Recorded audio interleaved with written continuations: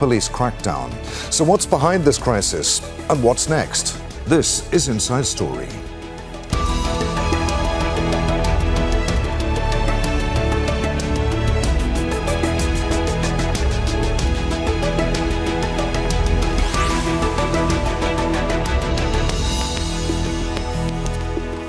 Hello, welcome to the programme. I'm Adrian Finnegan. Tanzania's government is denying reports of hundreds of people being killed in the wake of Wednesday's disputed general election. Incumbent President Samia Suluhu Hassan has been declared winner with 98% of the vote in the country of nearly 70 million people. She was up against candidates from smaller parties after her main opponent from the Chadema opposition party was charged with treason. Her governing CCM party has run Tanzania since 1977 under 6 presidents. It was founded by Julius Nyerere, who led the country to independence in the 1960s after British colonial rule. A spokesman for UN Secretary-General Antonio Guterres says that he's deeply concerned about the situation in Tanzania. So what are the implications of the past few days' events? We'll get to our guests in just a moment, but first a report from Alexandra Byers. Tanzania's Electoral Commission has made it official. Incumbent President Samia Suluhu Hassan is the winner of Wednesday's general election, securing another 5-year term with nearly 98% of the vote. There was calm in the capital as she cast her ballot. But beyond those walls, the country's seen widespread unrest. From its northern border with Kenya to the southern crossing into Malawi, police have been struggling to contain days of violent protests. Demonstrators are denouncing the vote and calling for the president to step down. Hassan ran virtually unopposed. Her strongest challenger, Tundu Lissu, is in jail, on trial for treason, which he denies. And most of the officials of his party, Chadema, are in hiding. They say the vote was a sham and are claiming at least 700 people have been killed in the crackdown. I think the number could even be higher. The police are shooting, aiming at demonstrators. And in fact, the response from the government is emboldening the demonstrators.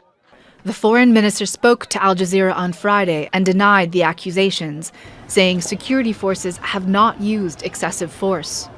Whatever means of force that has been used is just the level of protecting force. None of the excessive force has been used. Some of the government properties and offices have been burnt. Some of the government cars as well. So I have not seen these 700 anywhere in the United Republic of Tanzania, because most of these properties which were affected were public-owned properties rather than private individuals. Restrictions on independent monitors and a nationwide internet shutdown have made it difficult to verify information. Credible reports we have received indicate that at least 10 people were killed in Dar es Salaam, Shinyanga, and Morogoro as the security forces used firearms and tear gas to disperse protesters. Demonstrations like this are unprecedented in Tanzania. The country's been governed by the CCM party for nearly half a century. But the opposition has been getting louder, saying previous elections were rigged and calling for electoral reforms, which never happened. Instead, rights groups say years of repression worsened in recent months. They say dozens of people have been arrested, killed, or disappeared. The government says it's committed to a democratic process, but international observers fear more unrest could follow. Alexandra Byers, Al Jazeera for Inside Story.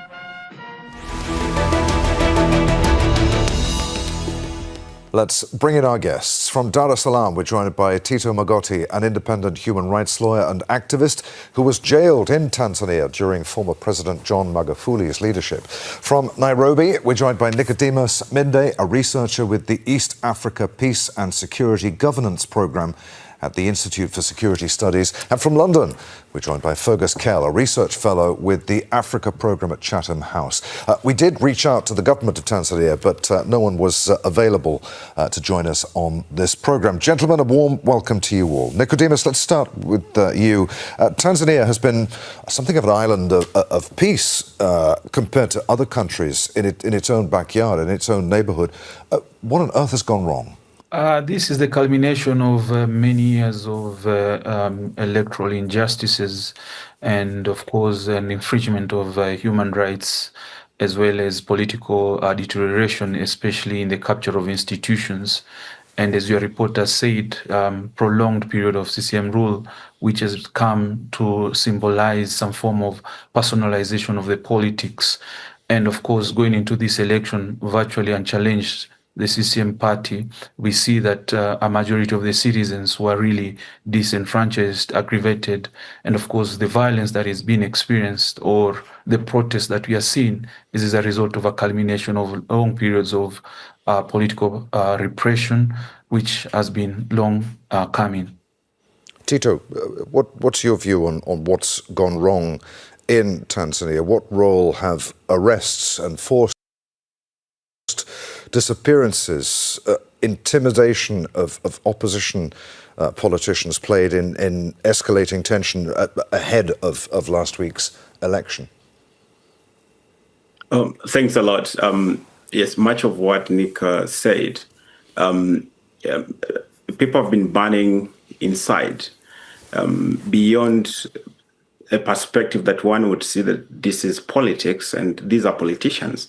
People have been heavily affected by these major outbreaks of abductions, enforced disappearances, extrajudicial killings, torture, and they don't seem to find a way to breathe.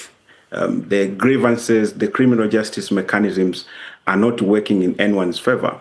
And if you look at it from a perspective of governance, the people of Tanzania, of course, we Tanzanians have been disengaged from the governance of the country, from having no voices in the parliament, from having no civil society, from having no credible media that would reflect our voices, to then the government going after every critical voice. It made the Tanzanians realize that we are now not in a country, we are rather in a territory governed by a few people. Tito, I mean, you're actually there in the country. How would you describe the mood right now? Okay, we've seen those pictures of people out on the streets protesting, but how widespread is that sense of dissatisfaction, of injustice? It is countrywide. You can locate from the map of the country that it's happening not only in Dar es Salaam, through the capital city, through Mwanza, towards the north, to the southern in Mbeya and Tunduma, but also through some suburbs of the country and small areas, like the areas that border the country to the south, the Tunduma area, to the north, the Sirari, to the border that borders Kenya. It is widespread in that nature, and it is an outbreak that uprises from time to time. You would hear that people are taking to the street in the northern part of the country, in the southern part of the country. Every group is trying to find a way to express displeasure in a way that they find appropriate, because for a long time they have not been heard.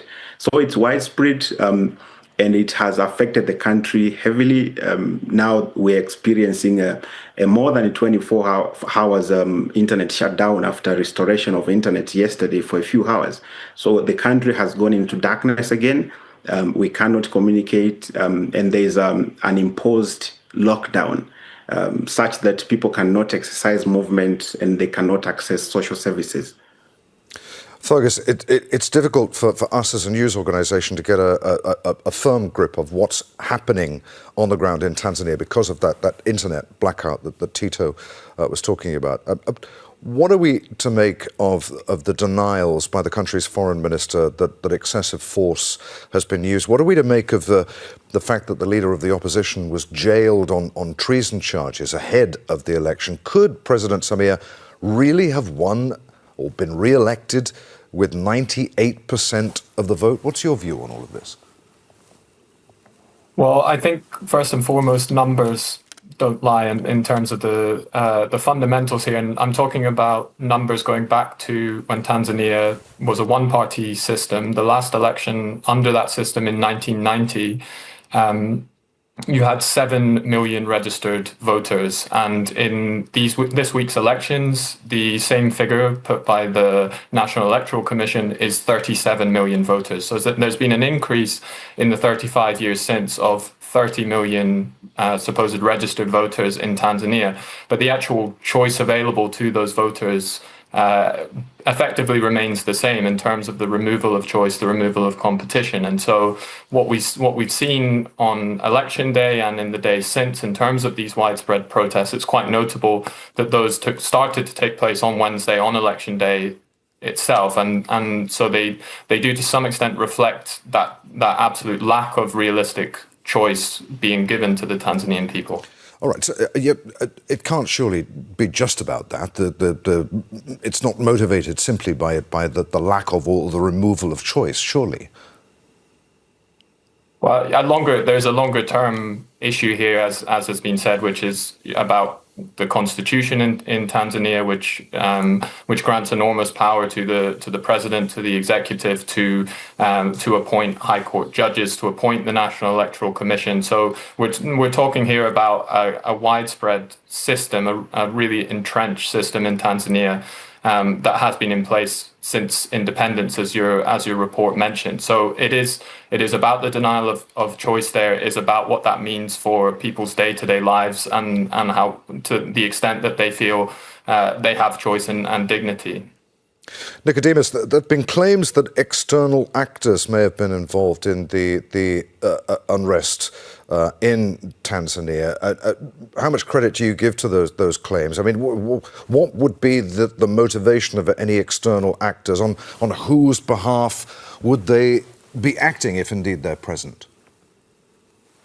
This is what I call authoritarian solidarity, and authoritarian solidarity has been very evident in East Africa for the past few years, where we see some form of the governments of the main East African countries supporting each other, especially when there are riots or protests, in whichever case. For example, we saw in Tanzania where Kenyan and Ugandan activists were arrested and tortured. So, and this, again, the allegations that there are Ugandan military or mercenaries that have gone into the country really adds to this equation of what I call authoritarian solidarity, where these oppressive governments of East Africa are coordinating in some form. And we can see the three East African countries of Kenya, Uganda, and Tanzania have had similar challenges in the recent past. And of course, the issue of authoritarian grip, democratic backsliding, and of course, increased repression. This actually really is what I can say is the adds to this equation of authoritarian solidarity, where they support from external actors. That could be the motivation, really, from a researcher point of view. Tito, would you agree with that? We were talking there about the leader of the opposition being imprisoned. You were imprisoned by President Magufuli. I mean, tell us about your experience, if you don't mind. Yeah, I was in jail, not alone. I was in jail together with several other people. I always say that were selected, or rather got a presidential appointment to go spend sometimes in jail because of our human rights work. So from such time until today, what I can relate is that there's a congruence of application of similar tactics, including instrumentalization of justice systems, of the legal system, to suppress critical voices. Jailing of opposition or human rights defenders, human rights lawyers, and journalists has been widely used in the country as a mechanism, as an alternative to disappearing a person or extrajudicially kill them.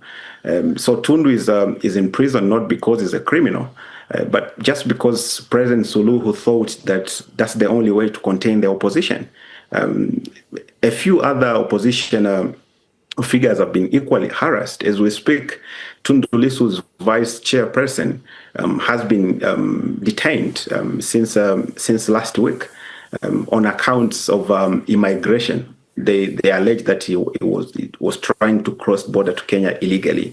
But then how can someone be detained for a week long because of an immigration question? So it is an application of these tactics that the regime keep resorting to whenever they feel like there's a political pressure. And now you can see Tundu Lissu's vision through the protesters, that it wasn't Tundu Lissu only who has grievances about electoral injustices, but rather the citizens themselves, which is why the entire electoral exercise that was planned did not materialize. It did not materialize. Until now, we are wondering, where did they get the figures to justify that there was an actual voting process? Fergus, how much of the repression that we've seen this week is as a direct result of President Samia's policies? How much of this is perhaps inherited, a hangover from Magufuli? Well, I think we have to see now that President Samia has been in power for over 4 years, and the narrative that blames what we're seeing on the actions of her predecessor, I'm not sure that fully stands up to scrutiny. I think she deserves to be judged on her own actions since she's taken power. And if we look, for example, at some of the key Magufuli era officials that were in place over the transition, a lot of those have been sidelined since she came to power, or they've been shuffled in and out of cabinet. We look now, there's now going to be a new vice president in Tanzania. There will be a new prime minister after both of the previous office holders stepped down. So I think really we have to start looking at President Samia's actions as her own and not constantly through the prism of her predecessor. Fergus, what does the security response tell us about the state's regard for civil dissent? I think it speaks to insecurity from the executive, from concern about what criticism might do to challenge what their policies, and so I think it points there to some vulnerability from the governing elite in Tanzania, a lack of willingness to allow the people to share their views. Nicodemus, why has President Samia not delivered on the promises that she made when she was standing for election 4 years ago? I mean, has she taken any positive steps in terms of promoting democracy in its truest sense, or has she just proven herself over the last 4 years to be just as autocratic as her predecessor? What we saw is the initial stages of her presidency, there were reforms. She initiated some reforms, which many people just summarily say they were cosmetic reforms because they are not embedded in any legal framework. And of course, as my colleagues have mentioned, the critical issue that Tanzania is facing right now is the need for a new constitution, because the current constitution is old, not only old, but it vests a lot of powers to the presidency in what we call the imperial presidency. And of course, most of the social ills and the grievances are born out of a very dilapidated or a very old constitution that is completely out of date. And of course, these reforms that she initiated, including the so-called Independent Electoral Commission, were nothing just but cosmetic. In fact, people call this reform washing. In fact, she began, but of course, the end goal was, an intention to reconsolidate power.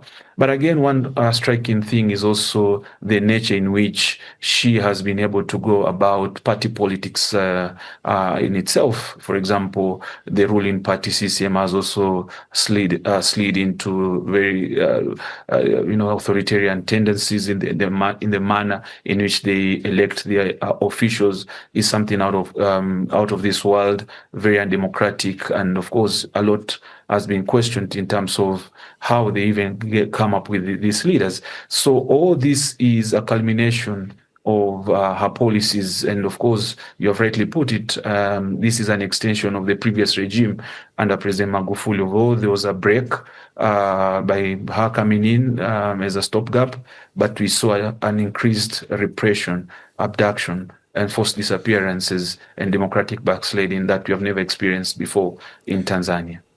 Tito, you're, as we said, a human rights lawyer. What mechanisms, if any, exist within Tanzania for victims of human rights violations? Do they have any access to justice at all? At least not now. The judiciary is in the pocket of the executive. The National Human Rights Institute is dysfunctional. Hasn't delivered any fundamental, verdict relating to some of these atrocities, even though we record and we report with them, we complain with them. So a new down, as Nick and Kel alluded to, a new constitutional framework, a reconstitution in the project of building a new Tanzania is what will answer some of these critical questions. Because think about the number of abductions we have had in the country and the enforced disappearances, but the state keeps denying. They keep saying we are not involved. We have tried, for example, until lately, to pursue habeas corpus writ to try to compel the authorities to bring the body of a missing former ambassador to Cuba, Humphrey Polepole, who was abducted in Dar es Salaam 2 months ago. But then the court keeps saying you have not established enough cause for us to compel them to bring the body. And they keep saying they don't know where Humphrey is. And there's so many other cases like that.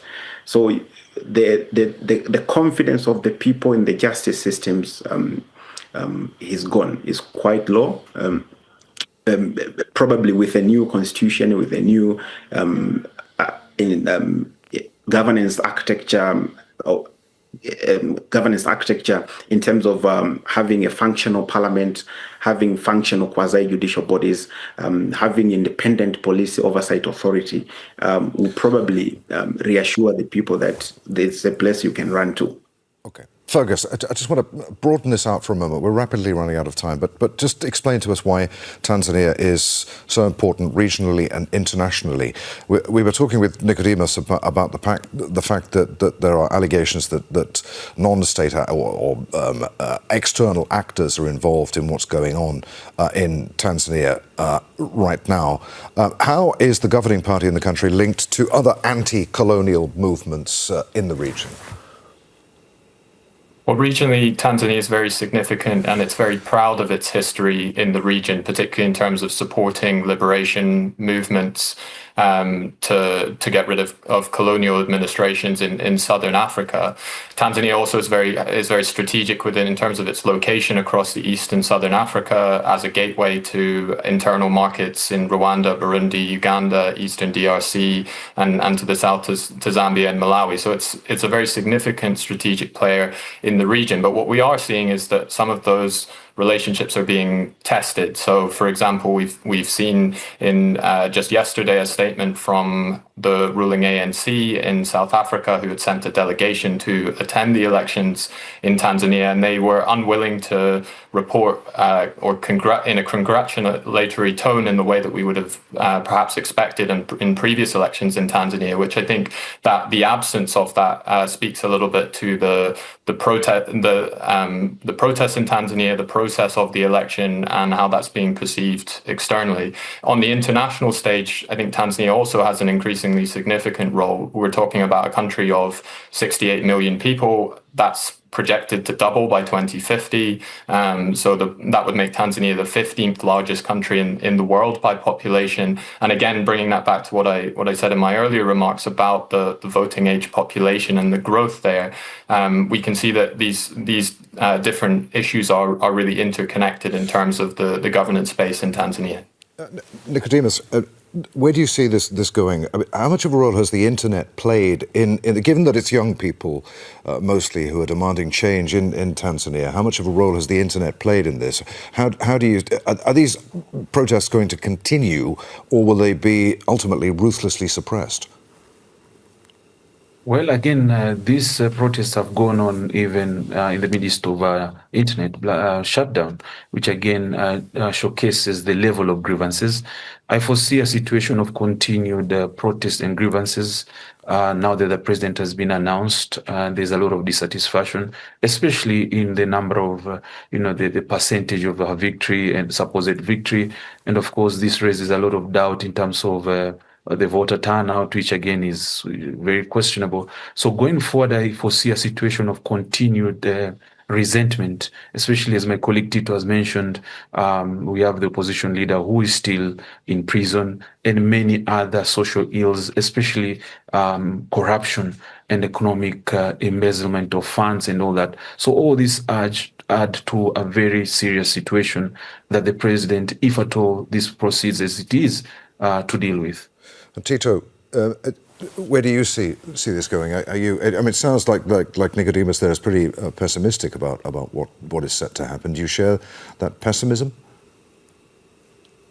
Definitely. The people I speak to are determined to express anger and outrage until such time when they're ahead.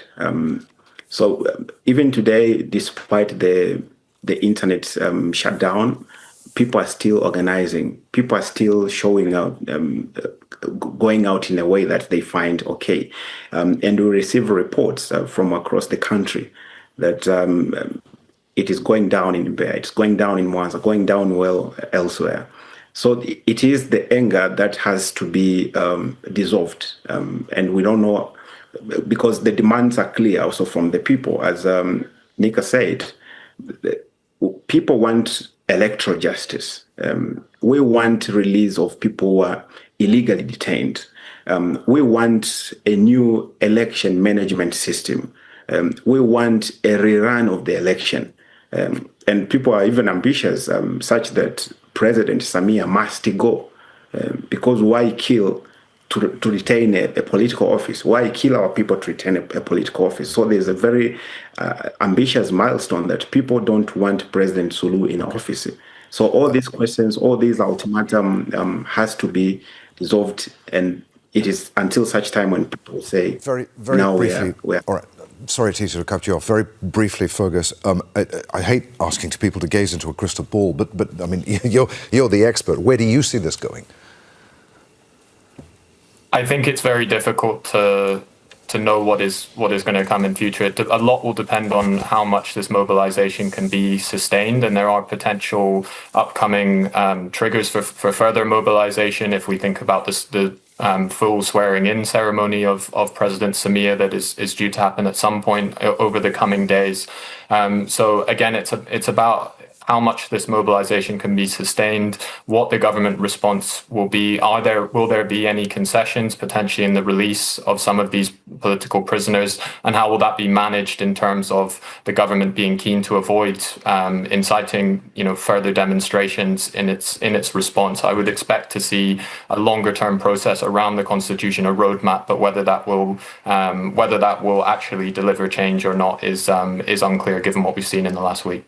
Okay, many thanks indeed, gentlemen. We're out of time. Tito Mogoti, Nicodemus Minde and Fergus Kell, thanks for being with us on Inside Story. And thanks for watching. You can see the programme again at any time by going to the website. That's at aljazeera.com. For further discussion, join us at our Facebook page at facebook.com/AJ Inside Story. And of course, you can always join the conversation on X. Our handle there is at AJ Inside Story. From me, Adrian Finnegan, and the team here in Doha. We'll see you again. Bye for now.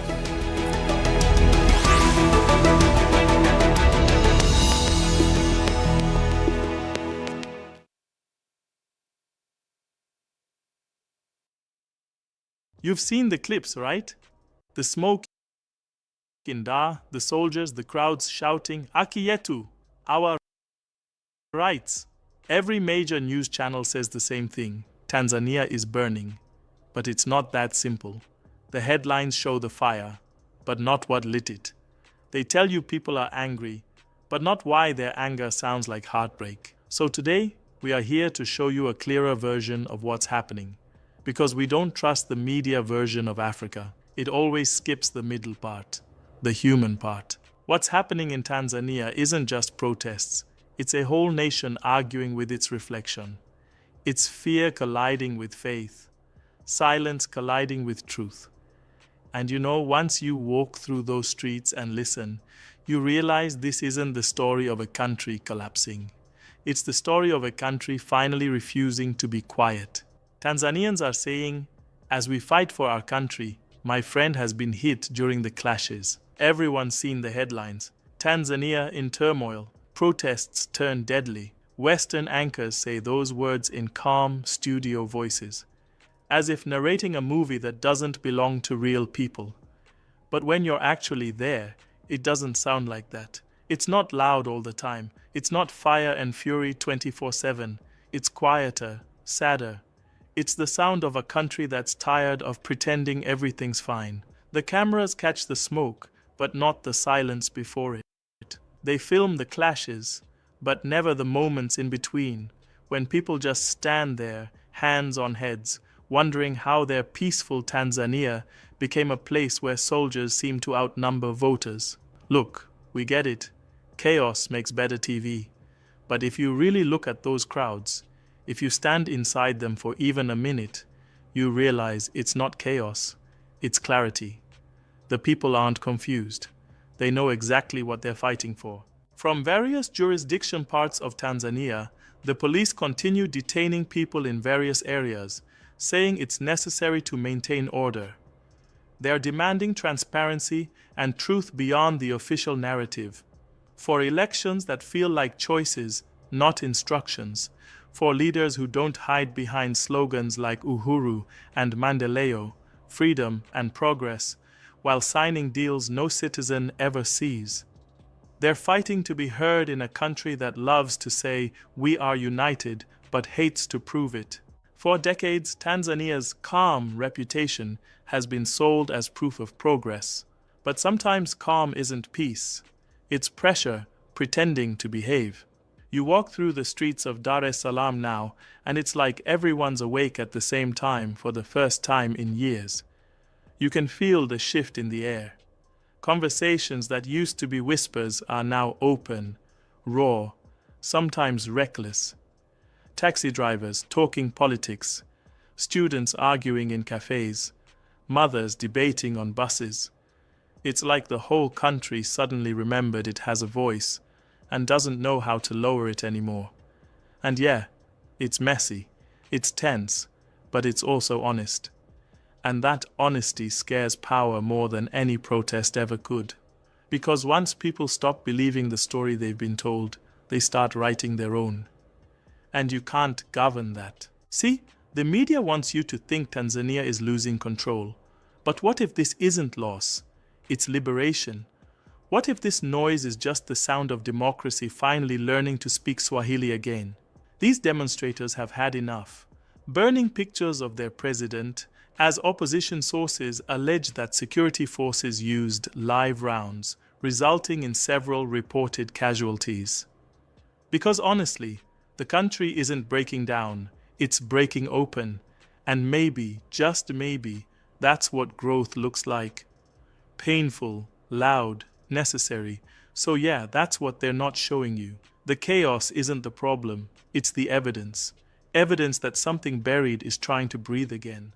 And that brings us to the question the headlines never ask. How did a country so proud of its calm end up standing in smoke? You know that moment when you can feel something's wrong, but everyone's acting normal? Like when a storm's coming and people keep talking about the weather being nice? Yeah, that's what Tanzania felt like before the election. Calm on the surface, but man, the air was thick. Many Tanzanians say the outcome felt predetermined.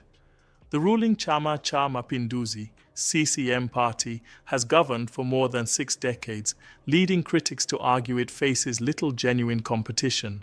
And the opposition?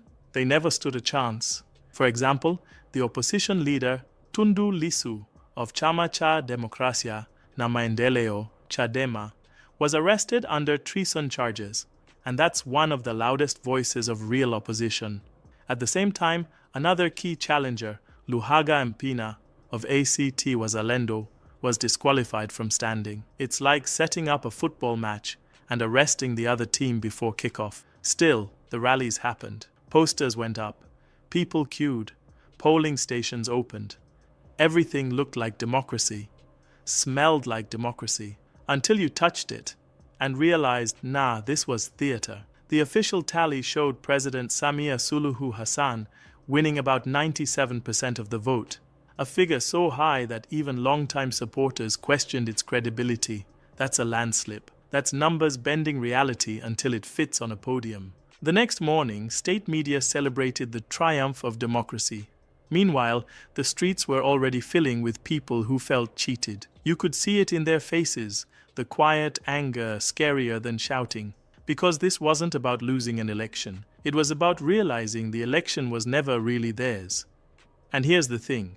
The media doesn't say, these protests didn't start because people suddenly became violent. They started because people finally stopped being polite. There's a difference. Tanzanians have always been calm, respectful, even gentle in their defiance. But this time,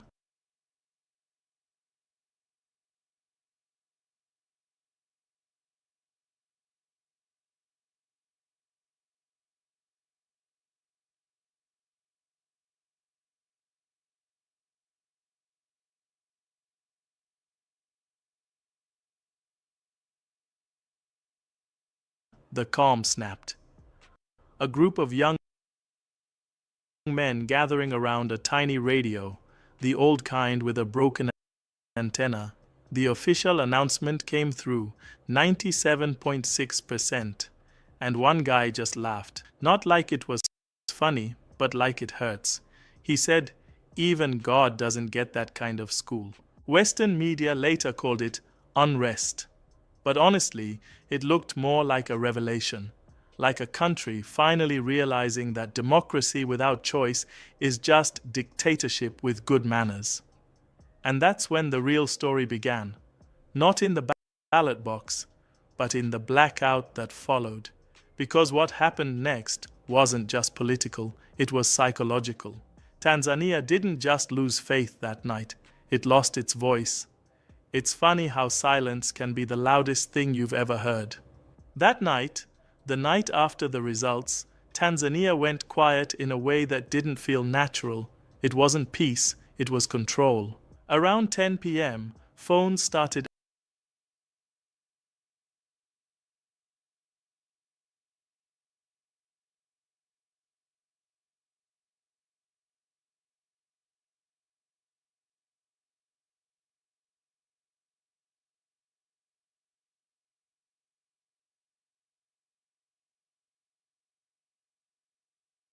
acting weird.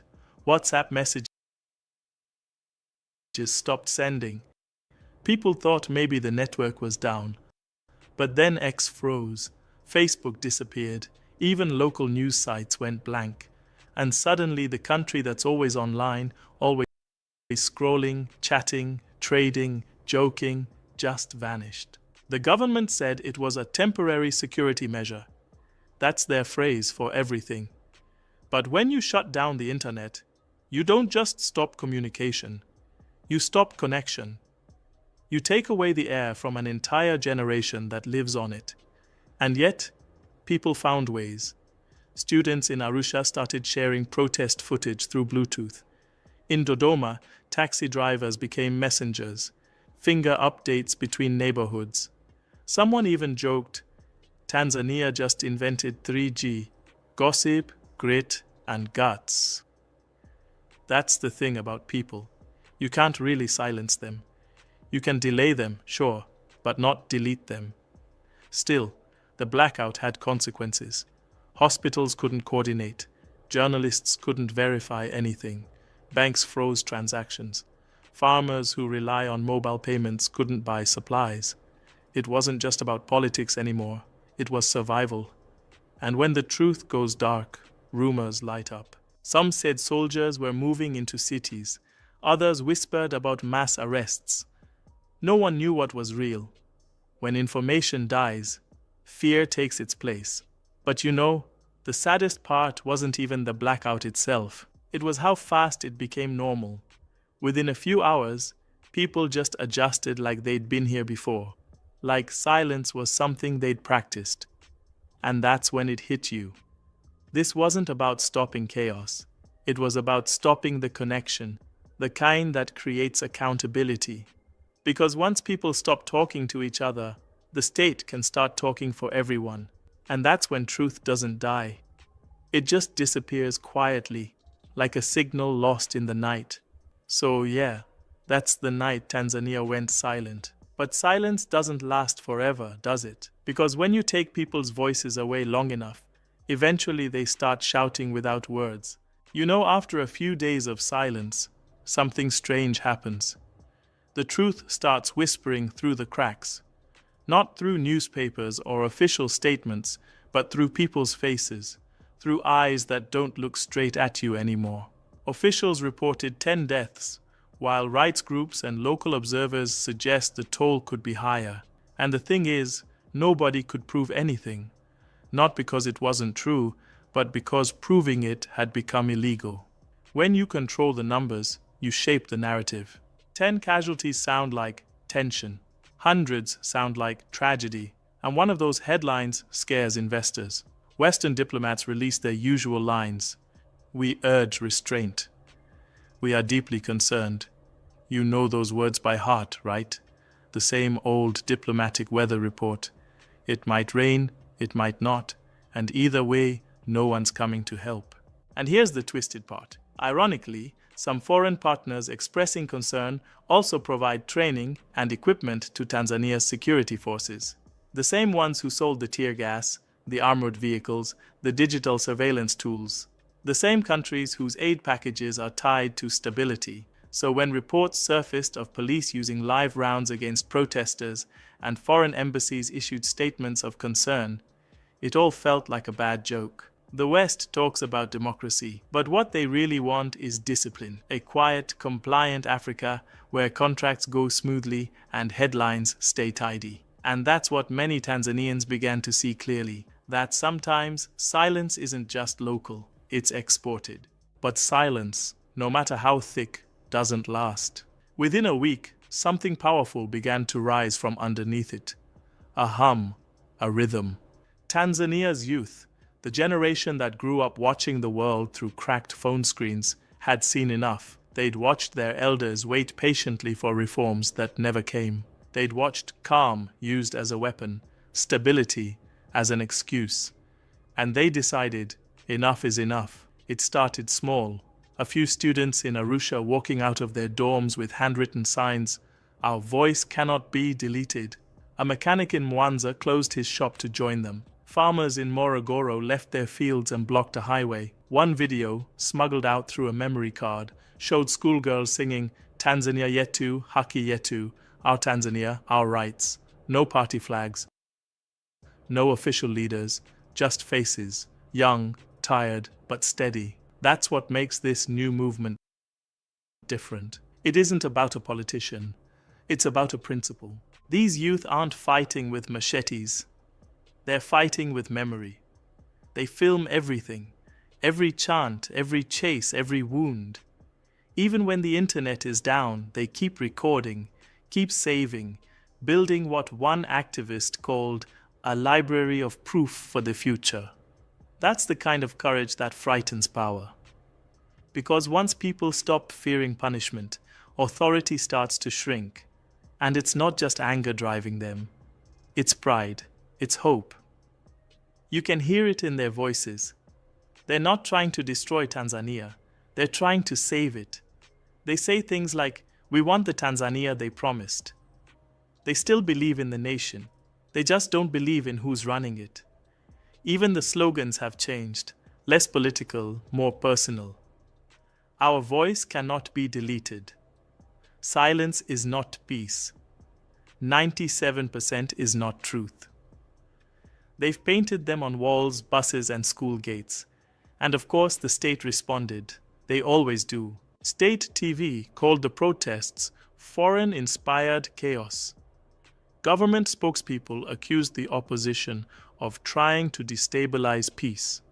The president's office promised dialogue, but the police continued to round up activists in the same breath. A few days later, a new narrative appeared, polished, rehearsed, and dangerous. Suddenly, social media was flooded with posts praising the stability and achievements of CCM. Hashtags like hashtag Tanzania ni salama, Tanzania is safe, trended overnight. It didn't take long for journalists to trace many of those accounts, fake profiles, many created in Nairobi and Dubai. The government had gone digital, building an illusion of consent to drown out dissent. But this generation isn't fooled. They've seen this play before. In Sudan, in Uganda, in Congo. They know propaganda when they see it. And so they fight back not just in the streets, but in the story. Because whoever controls the story controls the future. And that's why this struggle in Tanzania matters beyond its borders. It's not just about who counts the votes. It's about who controls the narrative of Africa's democracy. Now, let's talk about something the Western press loves to repeat. Tanzania is developing fast. And they're not wrong, at least not on paper. You've got the standard gauge railway connecting Dar es Salaam to Dodoma and Mwanza, the Julius Nyerere hydropower project roaring to life on the Rufiji River, one of the biggest in East Africa. Highways, ports, towers. Tanzania is building at a speed that impresses even its critics. But here's the catch. Development means nothing if people feel disposable. You can pour concrete all day, but if the person walking on it can't afford lunch, that's not development. That's decoration.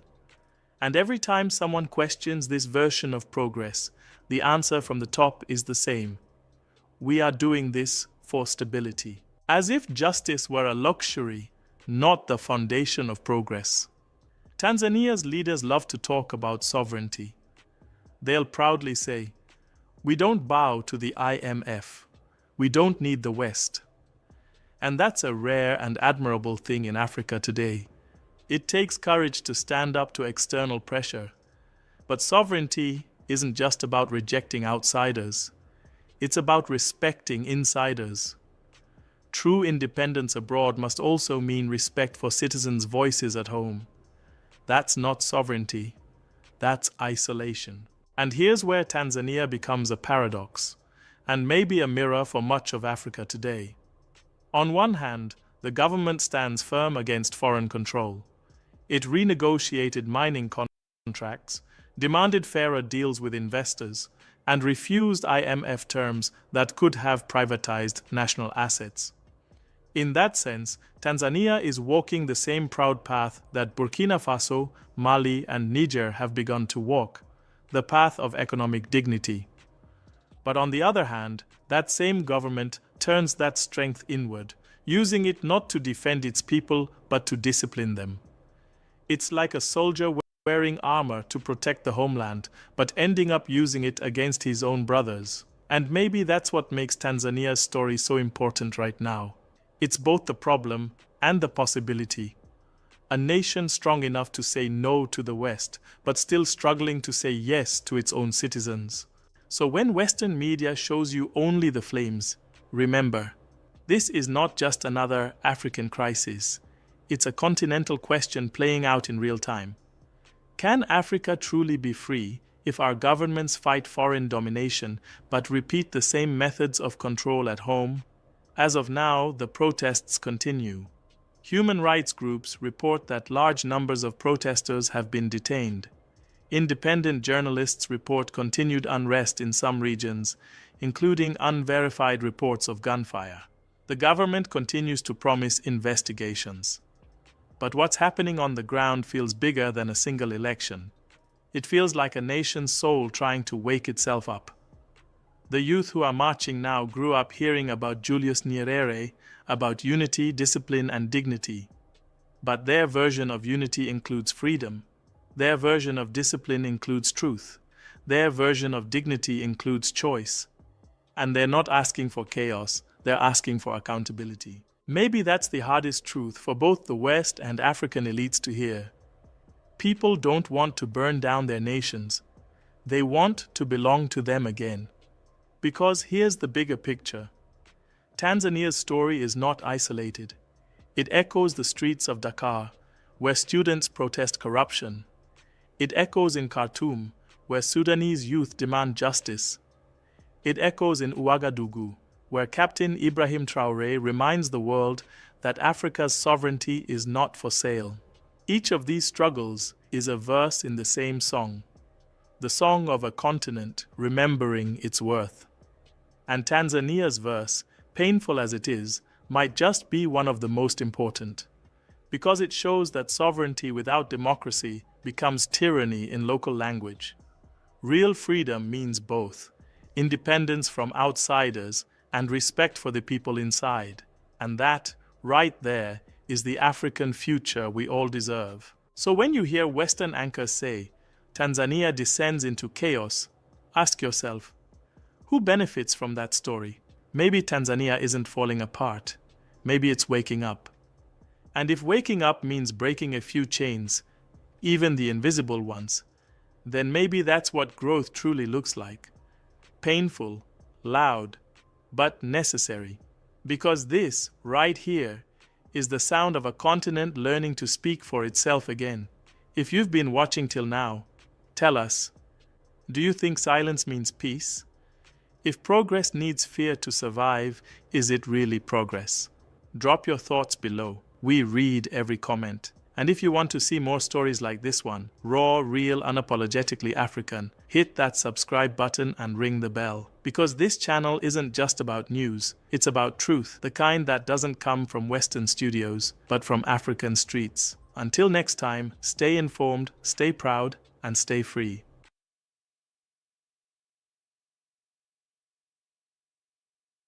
Kuzi hiyo imenikumbusha nini? Umecheki, let's go back to TZ kidogo. Cheki kuna watu wamekuwa charged na treason, yes? So a lot of people have been charged with treason, and there's even a musician, not a musician, a content creator, anaitwa Nifa. So Nifa pia amekuwa charged na treason because she danced through a video of where people were mocking nani? Mama. People were mocking. Like how sad is it, and what TZ is turning into? Yeah. So Right this is that ka content creator anaitwa Nifa. Unaweza cheki anashuka kwa gari imeandikwa magereza.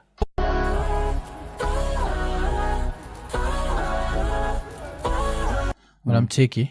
So and you can see maybe she was tortured because you can see she's limping. Nacheki. So all these people are being charged either with treason or something else, and it shows you how even Kenya, in the heat of all the bullshit that we did, protesters are never charged with treason. Yeah. So it shows you how I feel sad for Tanzania. Like I don't know, because how are they going to just get themselves out of this hole? Yeah, you know, it looks bleak. Like the only way for them to get out is ni Suluhu asikue hapo hivyo. Yeah. See nini, I think there's something that we had nani advocate hapa Levi Munyiri na alikuwa anasema freedom of speech is supposed to also be provocative. Yes. Najua. So if you feel like you're pressed in a way, si lazima you must conduct yourself in decorum. Mama, unajua umenikosea. Alikuwa anasema even fuck off. Yeah, supposed to be included. Yeah. Na mia ukiangalia character traits za human rights, they're universal. So if you are a country that actually spreads sijui nini kusema ati watu wananchi wangu wakona, you know, wakona human rights to express themselves in whatever manner. So this is actually a breach of that.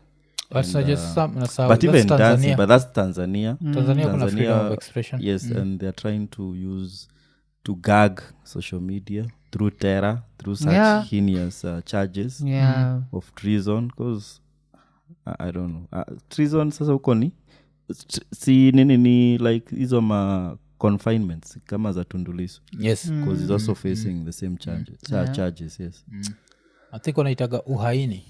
Uko ni uhaini, uhaini. So ilikuwa ni prosecutors in Tanzania charged 98 people with treason on Friday for alleged involvement in violent protests that broke out during last week's general election, according to court filings. Most accused had posted on social media condemning the Samia Suluhu regime. And this woman has ended up being the worst. I never thought at some point I'd think there's a worse president than Museveni kwa East Africa. And I feel like this one is surpassing Museveni. Yeah, she definitely is. Yes.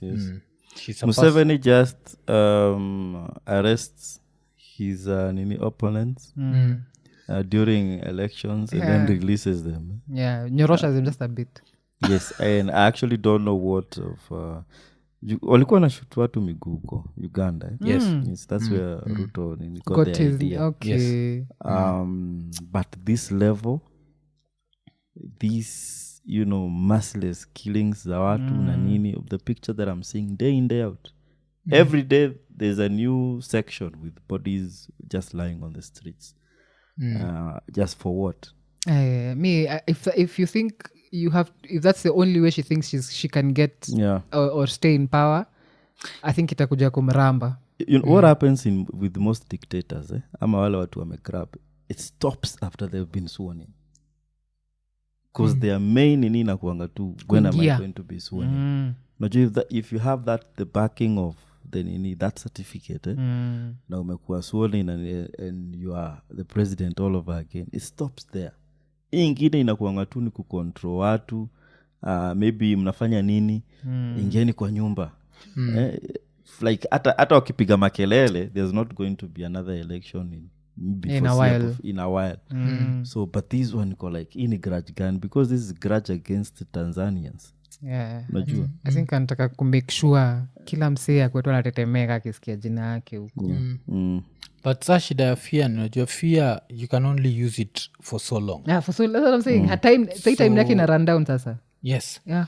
So if fear utaitumia for how long, and then fear and torture.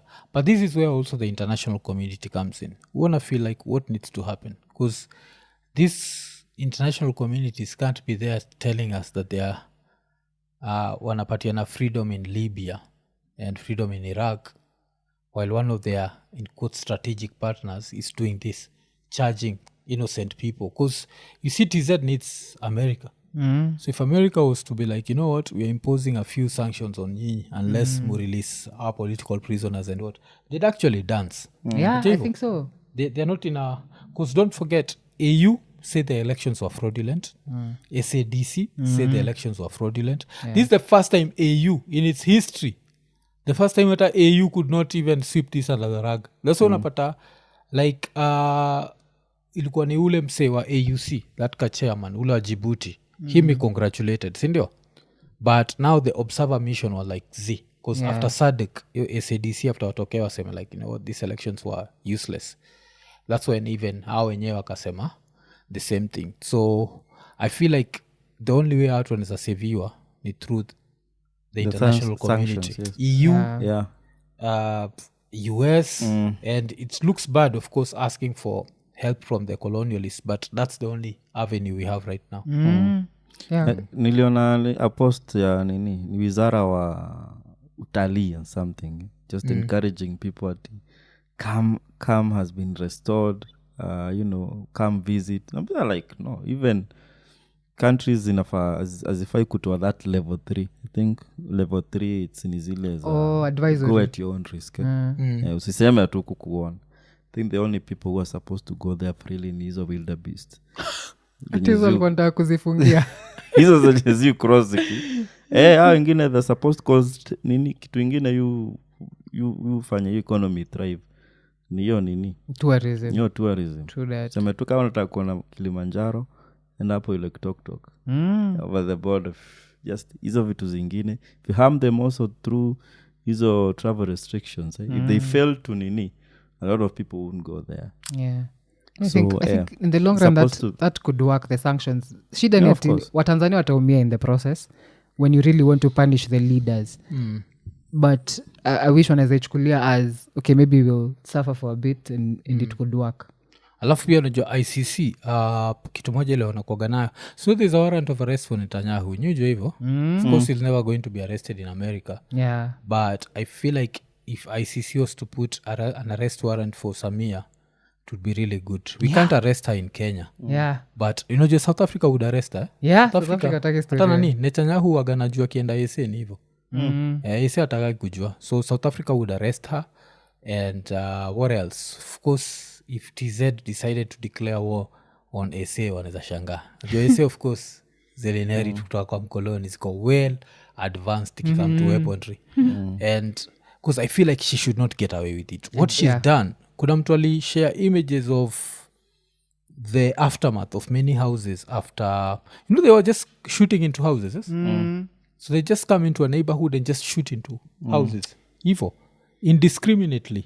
How then do you claim you won 98% of the vote and you're busy killing everyone?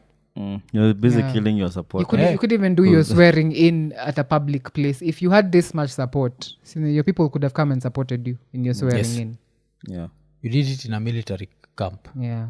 But every time, Musabaga, like, I know people have heard me say this a million times, but every time I feel like I've seen the worst of this woman, worse. I end up seeing worse. Because ungeniambia that she was going to charge people with treason. Yeah, ungesema. Hata mingefikiria hiyo tu angechorea saa kutoka hapo.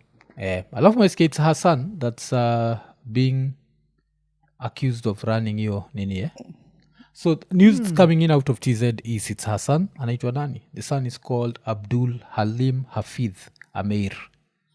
So the son, he's the one who was organizing the terror squad. That's number one. Number two, where did the police come from? They were mostly plainclothed. They're not Tanganyikans, they're Zanzibaris. Najua hiyo ni kitu watu sahau. Tanganyika, Zanzibar zikashikana ikakuwa Tanzania, si ndio? So the Zanzibaris the Tanganyikans want to be run by a Tanganyikan, si ndio?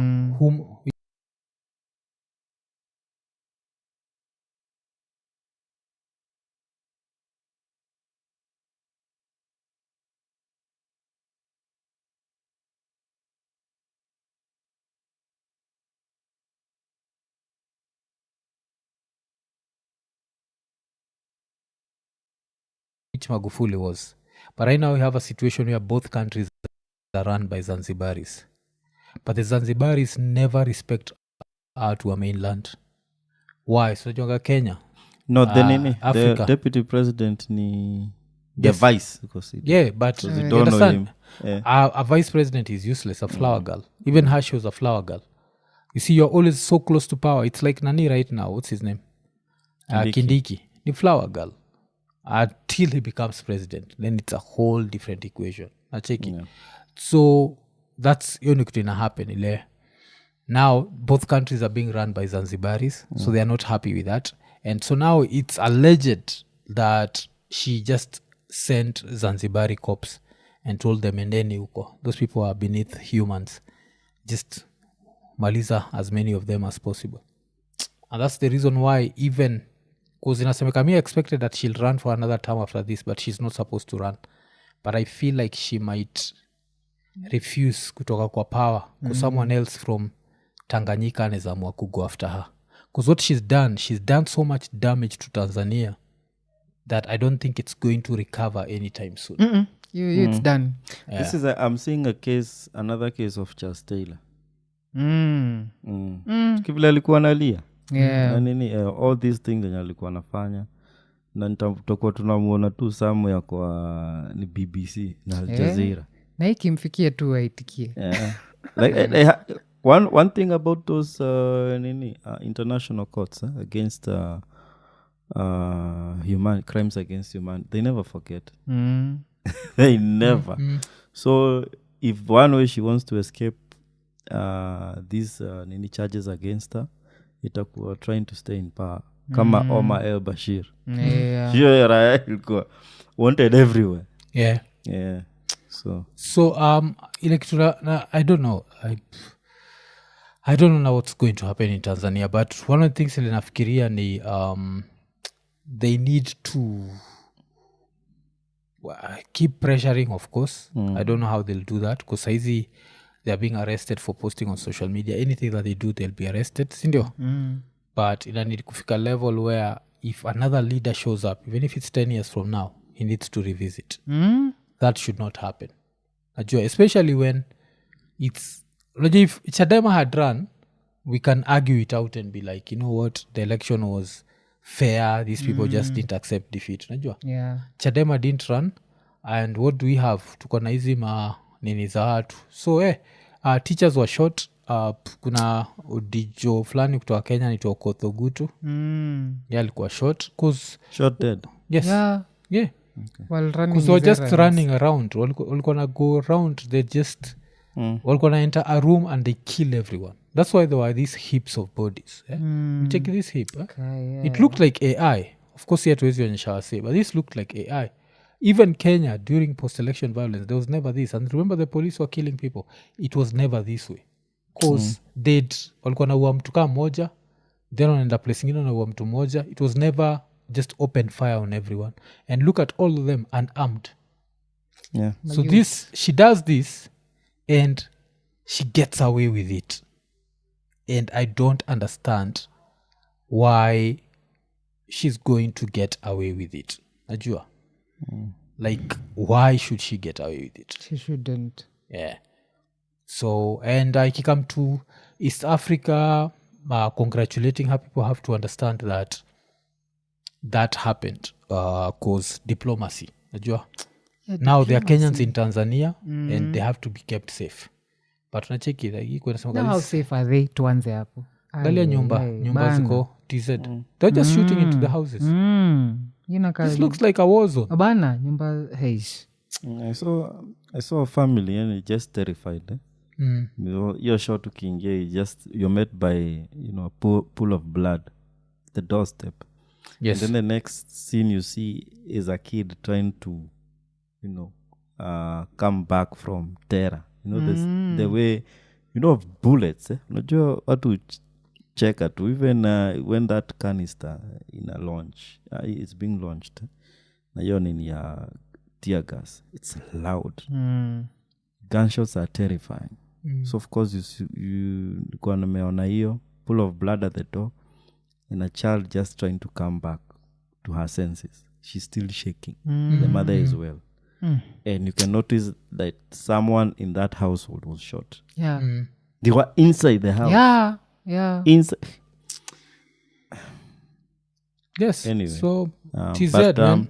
also TZ through, like on TikTok and stuff, when you wanaweza get, they are really uploading what Kenya is doing for them. Sahii unajua wameanza kuangalia. Unajua kitambo walikuwa naambiwa na ma-MP zao Kenya na nini. So I think sisi tulikuwa tunaingililia mambo zao because we have nothing else to do. Yeah.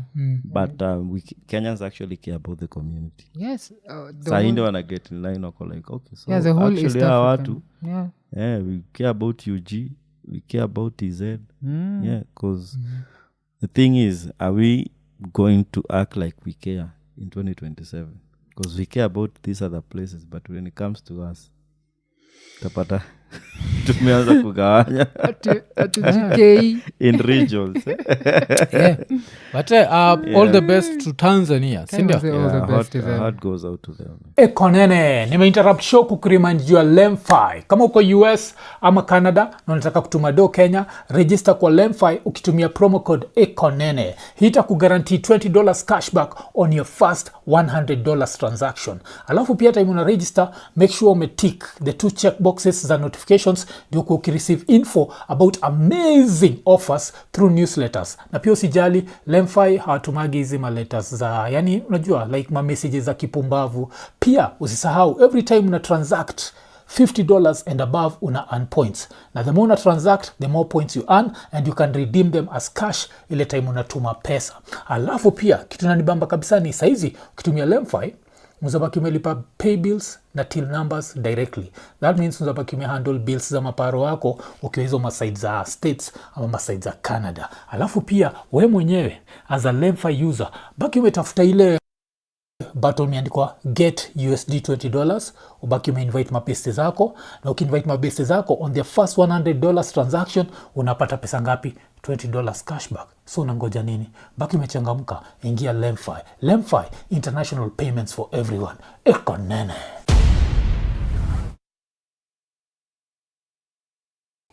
Tuanzie nchini Tanzania ambapo naibu mwenyekiti wa chama cha upinzani nchini humo Chadema, John Heche, ambaye alikamatwa siku 14 zilizopita, amesafirishwa kutoka Dodoma hadi Dar es Salaam ambako amehojiwa na maafisa wa polisi kuhusiana na tuhuma kadhaa. Wakili wa Heche, Hekima Mwasipu, ameiambia BBC kuwa Heche anazuiliwa katika kituo kimoja cha polisi baada ya kufahamishwa kuwa anakabiliwa na mashtaka mawili ya ugaidi. Hekima amesema tayari wamewasilisha kesi mahakamani ili Heche ambaye anaugua aachiliwe kwa dhamana. Muda mfupi uliopita nimezungumza na wakili Hekima. Utakumbuka jana Heche aliletwa kutoka Dodoma kuja kituo cha polisi Oysterbay kwa maana ya mkoa wa Kinondoni, na baada ya kuletwa nilipigiwa simu kwamba mheshimiwa Heche ameletwa hapa, anatakiwa wakili kwa ajili ya kumsimamia maelezo. Nilifika hapo Oysterbay. Baada ya kufika nikapewa askari wawili ambao walikuwa wanatakiwa kumchukua maelezo, na wakati wa interview aliambiwa kwa anatumiwa kwa makosa ya ugaidi, kwamba kuna tukio la ugaidi ambalo lilitokea tarehe 29 kuanzia Kimara, au vitendo vya kigaidi vilivyotokea tarehe 29 wakati wa zoezi la kupigaji kura kuanzia Kimara mpaka Magomeni. Kosa la pili ni ugaidi hivyo, lakini location tofauti, kwa maana ya Msewe pamoja na external. Kwa hiyo hizo zilikuwa tuhuma zake. Sasa kisheria anaruhusiwa kuchukuliwa maelezo ya hizo tuhuma, kwa maana kuhojiwa sasa, au anaweza akatumia haki yake ya kisheria kukaa kimya na ataenda kutoa maelezo yake mahakamani. Heche alichukua uamuzi gani? wa kukaa kimya. Baada ya zoezi kukamilika, akarudishwa mahabusu kituo cha polisi Mbulahati. Ni taarifa ambazo vile jana tulizipata, ilitakiwa leo afikishwe mahakamani kwa tuhuma hizo. Tumeweka kambi hapa Oysterbay mpaka mida hii naongea na wewe, niko Oysterbay. Hakuna dalili zozote za kumpeleka mahakamani, na hatujapata mawasiliano yoyote kwamba wamefikia hatua gani, kwamba maybe kesho atampeleka, lakini hatujapata majibu kwamba kesho atampeleka au hatampeleka. Naam, maafisa wa polisi ambao umeongea nao wanasema kwa nini hawajamfikisha mahakamani leo? Kimsingi walikuwa kwenye vikao, hatujawasiliana nao. Nafikiri bado niko Oysterbay, nitapata majibu hata baadaye, sababu bado wako huko ndani wanawahoji wengine watuhumiwa ambao waliwakamata tarehe hiyo tarehe 29. Kwa mujibu wa maelezo ya maafisa polisi ambao walikuwa wanamhoji ni kwamba kuna watu ambao wamekamatwa wako huko ndani, wamemtaja makamu mwenyekiti kwamba walihamasika sijui na kauli zake, kitu kama hicho, kwamba kuna kauli ambazo walizitoa ambazo hatuzijui huko nyuma, ambazo zikapelekea sasa kutokea matukio ya kigaidi siku ya tarehe 29. Sasa hatujui hizo kauli ni zipi mpaka sasa hivi, kwa sababu alikataa kuandika maelezo yake. Tutajua hizo kauli ilikuwa ni zipi mara baada ya mheshimiwa Heche kupelekwa mahakamani. Wakati huo ripoti ya waangalizi wa Umoja wa Afrika imesema kwamba uchaguzi wa Tanzania haukukidhi kanuni na mifumo ya Umoja wa Afrika na kimataifa kuhusu uchaguzi wa demokrasia. Katika ripoti iliyotolewa leo na mkuu wa ujumbe huo Mokgweetsi Masisi, ambaye pia ni rais wa zamani wa Botswana, waangalizi hao wanasema mazingira ya kabla, wakati na baada ya uchaguzi hayakufaa kwa uchaguzi wenye amani na matokeo ya kukubalika. Aidha, ripoti hiyo imetilia doa viwango vya maandalizi ya tume ya uchaguzi na taasisi nyingine muhimu za uchaguzi, ikisema havikutosha kukabiliana na changamoto zilizojitokeza. Waangalizi hao wamependekeza serikali nchini humo kutoa kipaumbele kwa mabadiliko ya kisiasa na uchaguzi ili kukabiliana na changamoto zilizojitokeza. Wakati hayo yakijiri, tume ya haki za kibinadamu na utawala bora nchini Tanzania, ambayo ni idara huru ya serikali, imesema itaanzisha uchunguzi wa kina kufuatia maandamano yaliyoshuhudiwa wakati wa uchaguzi mkuu uliofanyika Oktoba 29 na kusababisha uharibifu wa mali na vifo vya raia. Tume hiyo inasema kwamba itatoa matokeo ya uchunguzi huo chini ya miezi miwili, ikisema hivi, na nukuu hapa: matukio ya aina hiyo hayawezi kuvumiliwa katika jamii inayothamini amani na utawala wa sheria, mwisho wa nukuu. Aidha, mtandao wa watetezi wa haki za kibinadamu Tanzania na chama cha wanasheria Tanganyika wamelaani matukio ya ukiukwaji wa haki za kibinadamu yaliyotokea wakati wa uchaguzi mkuu wa mwaka 2025. Mashirika hayo yamesema yanataka uchunguzi huru na kuwajibishwa kwa wote waliohusika, zikitaja matukio kama vile mauaji, mateso na ukamataji kiholela. Serikali bado haijatoa kauli ya moja kwa moja kuhusu madai hayo na bado tunaendelea kuifuatilia. Lakini wakati hayo yakijiri, familia za wale waliopoteza wapendwa wao kwenye maandamano zinaendelea kuomboleza huku zikipanga shughuli za mazishi.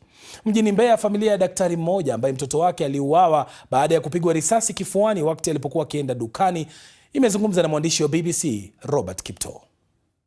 Tumeathirika kwa kiwango kikubwa sana kama familia, kwa sababu kijana tuliyempoteza alikuwa ndio firstborn wangu. Alikuwa akitoka nyumbani kwenda kufuata mahitaji dukani. Ilikuwa ni siku ya tarehe 30, pakawa na milio ya risasi, kwa hiyo ikampata na yeye kifuani akafariki dunia. Kwa hapa nilipo tuna msiba, na hata kuzika tulizuiwa kwenda kuzika, njia zote zilikuwa zimefungwa. Tulikuwa kama kwenye lockdown ambayo jana ndio wametangaza basi shughuli zote ziendelee. Kwa hiyo sasa hivi tunapata hata muda wa kwenda hata kuona kaburi la mtoto, lakini kabla ya hapo hatukuweza kufanya chochote, na hakuna mtu yote usiwa kuchukua mwili wa marehemu huko, aidha ni mocho leo ni wapi. Kwa hiyo sisi tulijaribu kutumia mbinu nyingine tu kuweza kupata mwili wa kijana wetu na kwenda kuhifadhi, kuusitiri.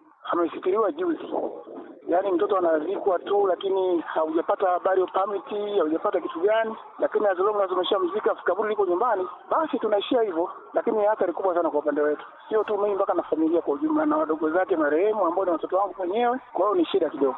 Na binafsi kama mzazi, ulipokeaje kifo cha mtoto wako wa kwanza? Ni mshtuko kwa kweli, kwa sababu ukishajua tena ni kifo alafu kama mtoto wa kwanza ndio unayemtegemea, ni mshtuko mkubwa sana, ambao wakati mwingine unaweza kuchukua maamuzi ya kutaka mpaka kujitoa mpaka uhai. Unajua unakuwa na taharuki mpaka wasipotokea watu wakuja kustabilize, ni changamoto kidogo. Lakini kwa sababu ni mwanaume, lakini bahati nzuri pia mimi ni daktari, kidogo moyo ule uvumilivu na ustahimilivu nilikuwa nao.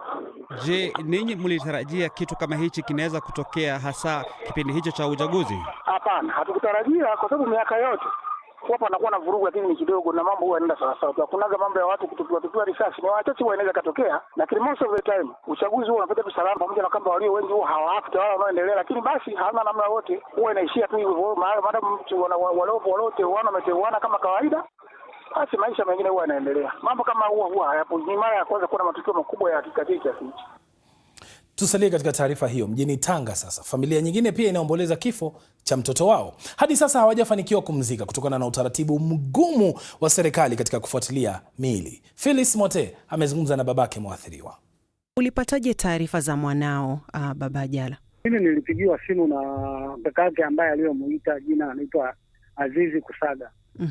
Ndio aliponiambia kwamba bwana, hapa hii mdogo wangu, nimepata taarifa mdogo wangu kapigwa risasi. Sasa alikuwa anavuka barabara ili aende nyumbani kwake, ndio akakumbana na hiyo adha. Kwa hivyo uliambiwa kwamba alikuwa kwa maandamano ama hakuwa kwenye maandamano? Hakuwa kwenye maandamano.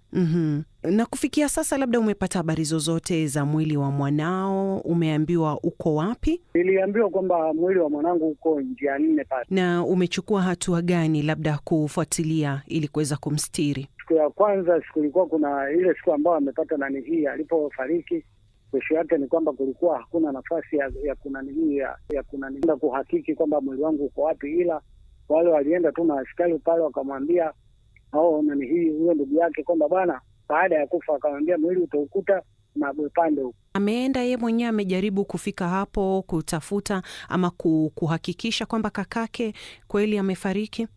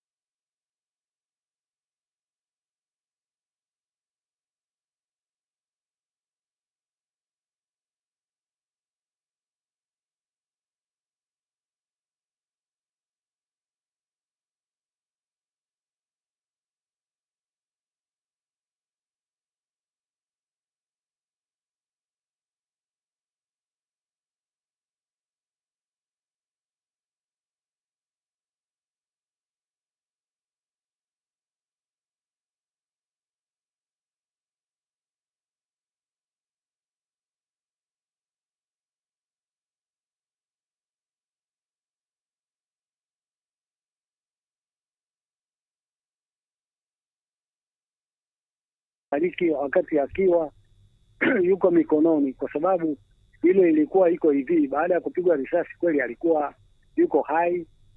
Sasa pale wakafanya mpango ili kupatikane ambulance ili ije iwabebe pamoja na wenzake kuwapeleka hospitalini. Ndani ya dakika kadhaa hivi ndo akafariki dunia. Na ile ambulance ni kwamba niliambiwa kwa kabisa kwamba ambulance ilikuwa inawafuatilia, kufika njiani ikakumbana na hao jamaa, ikapigwa moto ikaungua. Ilipigwa moto wakiwa bado wako ndani? Ilipigwa moto wakiwa yani inawafuata. Kwenye hiyo hali ya kujaribu kupata mwili wake na kuweza kumstiri vyema, labda mmefikia wapi? Kesho wanaweza wakaanza safari. Kila kitu kiko sawa, tunasubiri tu mwili wa marehemu utakapofika, inshallah tumstiri. Sasa kutokana na maandamano yaliyofanyika wiki iliyopita, safari za kutokea Tanzania bara kwenda visiwani Zanzibar zilisimamishwa kwa siku kadhaa. Hali hiyo imeathiri kisiwa hicho na kusababisha kupanda kwa gharama za maisha, kwani kwa kiasi kikubwa Zanzibar inategemea bidhaa za chakula kutoka bara. Wengi wana matumaini kwamba huenda wakarejelea kwenye hali ya kawaida katika siku za hivi karibuni baada ya safari hizo kurejeshwa tena. Mwandishi wa BBC Humphrey Mgonja na undani wa taarifa hii kutoka Zanzibar. Tungule bei gani? Family. So, Suluhu has decided that she will rule by force, even if it means unaliving thousands and thousands of Tanzanians, which is what she has been doing. Those are the reports we're getting for the last 24 hours. It looks like the turning off of the internet, the electricity, the water, closing all the shops in Dar es Salaam, Arusha, Dodoma,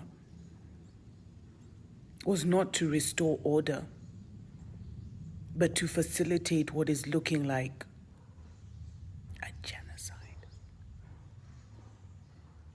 We are getting messages from our family and friends in Tanzania who are saying that the police have been going door to door looking for young men, torturing them, taking them elsewhere, torturing them, and doing unspeakable things to the women.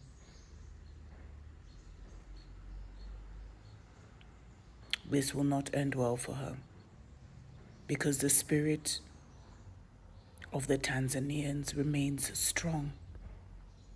And even today, on day 5, they are still on the streets saying they want their Tanzania back. They want their nation back. Her with her guns, her tear gas, her mercenaries, is literally declaring war on her people. And I told you, family, Samia is what they call permanently possessed or permanently mounted by a marine spirit, which is either a reptilian or a demon or something. And so she has no mercy, which is the only way you can explain her taking out. Some are saying thousands, and we pray it's not hundreds of thousands.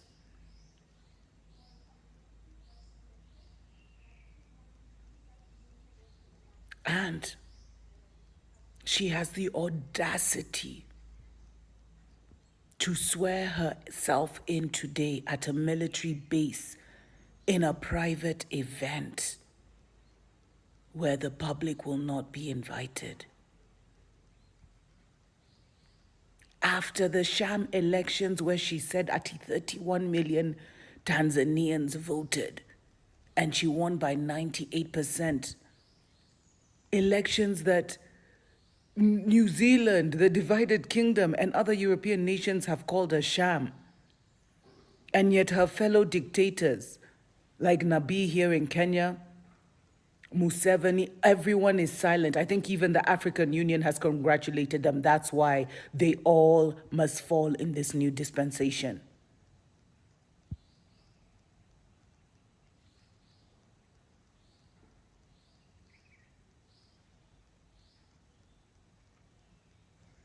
to my Tanzanian brothers and sisters. I know the internet is closed, but I send this to you in spirit and in soul. Stand firm. Do not back down. If she can do this while you are fighting for your freedom, imagine what she will do if you were to stop.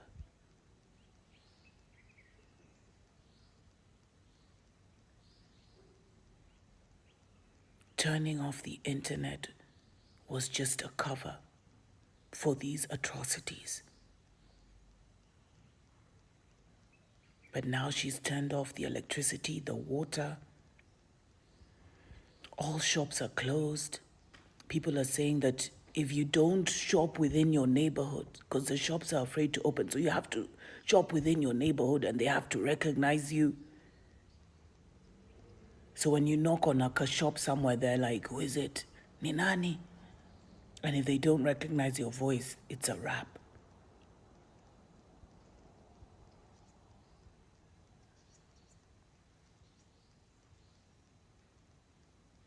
Family all over the world, pray for our brothers in Tanzania and our sisters in Tanzania. Call on the ancestors to intervene. Call on the Most High for a divine intervention. And all those who have lost their lives must and will return. Because we are not physical. We are spirit, man and woman. We are spiritual beings having a human experience. You cannot eliminate us. You cannot eliminate us. We come back more angry, more ruthless, more ready.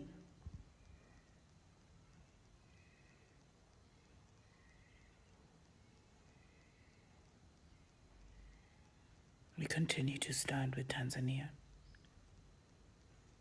Freedom is a must.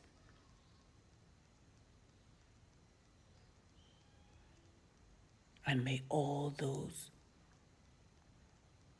who have caused this harm, this distress, this pain, be for their crimes.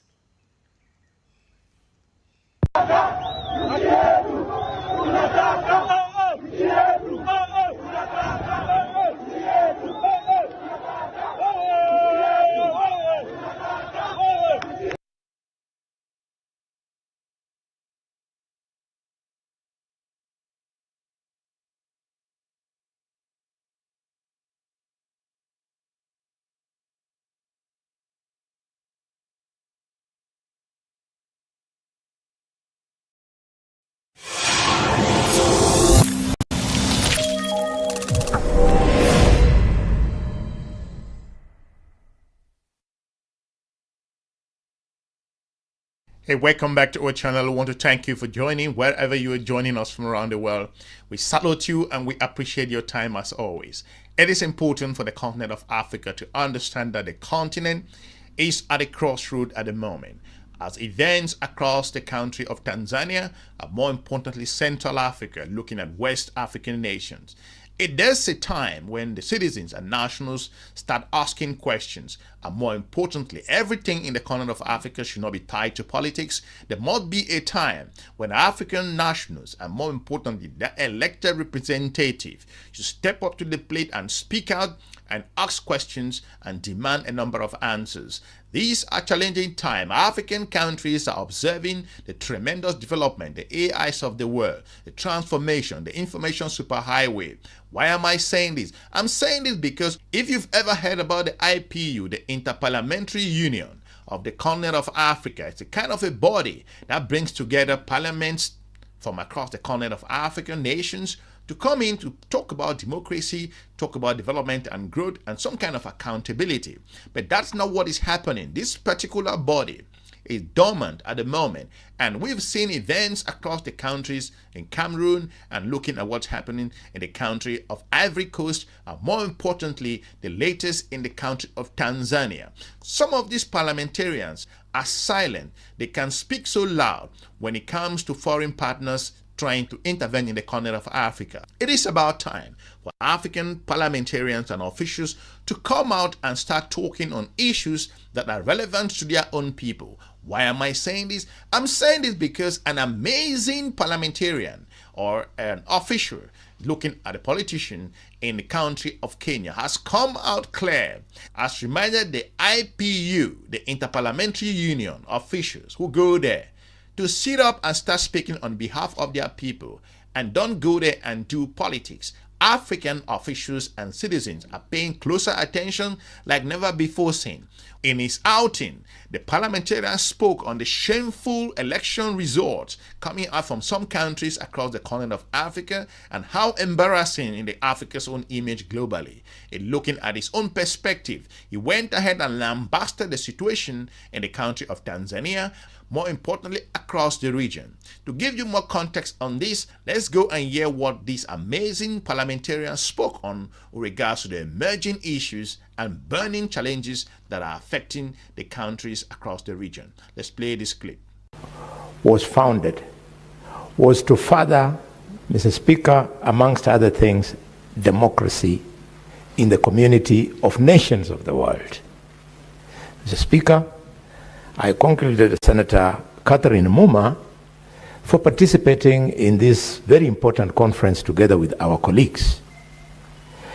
And because we have no other way we can express some of these things, if indeed IPU was about the greater role of democratizing within communities of the world, I urge the IPU to up their game, to find the strength to speak to African leaders. Mr. Speaker, today we are seeing presidential elections in African countries being conducted by the sitting presidents in office who give no role to the electoral commissions in their countries. In the process, Mr. Speaker, their opponents are locked out of the race, their opponents are arrested, their opponents are detained, their opponents are abducted, their opponents are even killed, Mr. Speaker. The parliamentarian never ended there. He called out the African Union. He questioned the African Union's own particular role, and some African Union leaders and officials are out there eating fat and, more importantly, going to issue some kind of congratulatory messages in a whole lot of other areas, considering the aspect that they, according to his own perspective, that the African Union is there to support each other instead of tackling the challenges that the continent of African nations are facing. The citizens across the continent of Africa so far do not have the voice that is necessary for them to talk on their own internal issue. These parliamentarians went above and beyond and called out the system that the African Union should bear responsibility and sit up and take some full control as to regards to the challenges in the continent of Africa. Let's play this clip. The IPU must take over the role of the African Union, because the African Union, instead of speaking to this, they are busy congratulating their colleagues.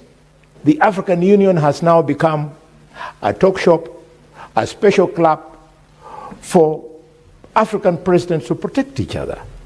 Mr. Speaker, we know of recent elections in Africa where senior African politicians have witnessed elections in their countries from prison, charged with treason, Mr. Speaker.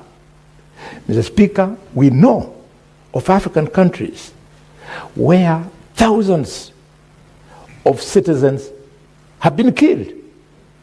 We know of African countries where Kenyans are being harassed in their hotels, in their businesses, in those countries, because they are being suspected to be the ones who are responsible for the unrest. Africans should know that Kenyans are very hard-working people. When they go to their countries, they are looking for business. They are not going there to play politics. I would like, at least as far as Kenya is concerned, our government to protect Kenyan citizens in such a countries where they are currently being harassed, Mr. Speaker. There is this notion across the continent of Africa that talking about the African continental free trade area or the free movement of people, a number of Africans are living in different countries across the region, even globally. However, when issues happen like what's happening in the country of Tanzania, for example, or in the Ivory Coast, you do not expect, some say that officials or Africans living out of those nations should not be making comment. I think that is absolutely wrong. The parliamentarian says, according to his own understanding, that you do have African nationals who are living in the cross-border, and then they have family members in some of those countries that we are seeing the emergence. In a case like Tanzania, you have a lot of Tanzanians living globally and in other countries. That for African officials to think that these nationals should not comment as a result of them having family members who are facing difficulties and, more importantly, are being subjugated as a result of the election malpractices, then for them not to talk, it is unacceptable. Let's play this clip. Mr. Speaker, when I see the kind of business that African countries lose because of this instability, I say, how I wish the standing orders of Parliament of Kenya could be changed so that we could do substantive debate on this very, very serious issue, Mr. Speaker. Mr. Speaker, for some of us, our communities cut across nations. For example, if you take the Kenyan Somali, his relatives are in Somalia, his relatives are in Ethiopia. So when unrest takes place in those two countries, the Kenyan Somali is expected to keep quiet. Similarly, the Luos, the Maasais, they are in Kenya, they are in Tanzania. When their relatives face this kind of atrocities, we are supposed to keep quiet. Similarly, the Luyas and Tesos, our relatives are in Uganda. And when these things happen, we are supposed to keep quiet. Maybe we should change standing orders so that African parliaments can boldly debate the nonsense that is going on where the African Union has failed. I support. According to the parliamentarian, if African leaders cannot tackle their own internal challenges and face things on as they are brewing, it will give the opportunity and the room for other foreign leaders to come and start lecturing the continent of Africa. Absolutely. We've talked about why Africans should debase from foreign partners and foreign powers. Again, if the continent of Africa cannot sit up on its security and members of parliament cannot hold their own government responsible to talk about the vital issues that are affecting the people of their nations, then the continent of Africa is not going anywhere. According to the parliamentarian, he spoke on a variety of issues, more importantly, talking about most recently that the United States of America, under Mr. Donald Trump, has questioned the country of Nigeria according to the current events we've been hearing happening in Nigeria. The parliamentarian basically trying to say that if African countries really want to talk about sovereignty and protect their own borders and push alongside or push away foreign powers, then the countries across the region must take responsibility of their internal difficulties and try to solve their own problem to avoid this. Let's roll this clip. Senator Maan. Thank you, Mr. Speaker. Mr. Speaker, IPO is a very important organization in the world. And just as Senator Halwale observed, it could be useful in advice and in guiding in many principles that members of parliaments all over Africa and many other parts of the world could advise governments, Mr. Speaker, or could influence politics, Mr. Speaker, in a certain way. Mr. Speaker, what has been happening in the world currently is very unique. The situation in the Sudan, Mr. Speaker, the violence in Tanzania, what we have seen in Nigeria, Mr. Speaker, Christians butchered in churches, yet it is reported that Muslims are killed more than Christian, and promptly the American government to want to intervene and bring, these groups which kill people, to an end. Mr. Speaker, IPU could help resolve these matters. I believe all these countries, their members of parliament attend IPU, and part of bringing peace into the world or giving suggestions and influencing politics of the world, Mr. Speaker, for the betterment of it, is that sharing and experiences and the best practices, Mr. Speaker, could improve the situation. I believe the best practices of politics could make the world better, because, Mr. Speaker, seems the world is led by politicians. Politicians influence what happens in many situations. I've seen the report of observers, and part of our members of parliament went to observe elections in Tanzania, Mr. Speaker. They have brought back very interesting scenarios whereby the citizens decided to attack properties belonging to politicians. They thought it causes strain in these particular countries. And Mr. Speaker, that's something to be learned by ourselves and by many parliaments of the world. When citizens decide to target certain people and to destroy their properties completely, former presidents, influential people in parliament, influential people of political parties, they target just that particular family, Mr. Speaker. It's a very sad situation, Mr. Speaker.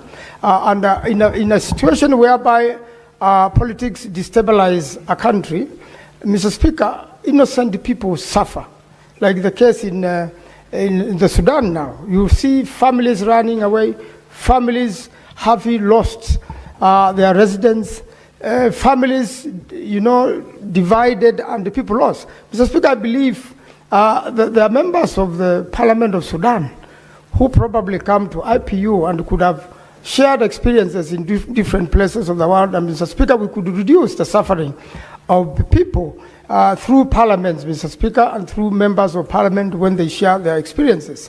Like I said at the beginning, Africa is going through tremendous difficulties in a whole lot of other areas. The continent is expanding and growing, huge opportunity. But more importantly, we've looked at a number of generations that most old officials are hanging to power. And some countries are questioning if this is going to be the direction that the continent of Africa will move. We've seen what happened in Madagascar, how the youth rising. Something happened similar to the country of Kenya. We've looked at the issues in Cameroon, more importantly in Ivory Coast, and Tanzania of all, once considered the beacon of democracy, considering its previous transition when its former leader passed on. These are amazing times across the region. The parliamentarian, from his own perspective, looked at that and questioned the governments who failed to recognize that times have changed.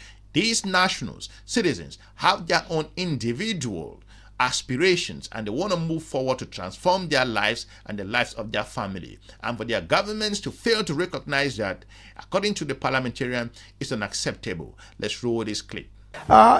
Political parties and how politics are conducted, Mr. Speaker, is very interesting. Quite a number of our very good friends have lost their nominations in Uganda, and most of them were targeted, the ones in cabinet and are also in the House. And in the same political party, Mr. Speaker, they decide, we are not nominating you. It is time for you to go home.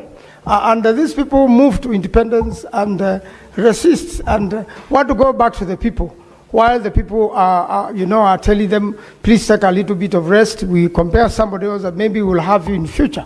And I believe these experiences, Mr. Speaker, while shared, each one of us will learn something from another member of parliament from another country. And every time there are international gatherings, members of parliament really share their experiences on politics, on development, and how generally a country gets affected when politicians or political parties take certain decisions. To the bringing in of a new constitution, Mr. Speaker, it had gotten to a level that the old constitution could no longer hold this nation together.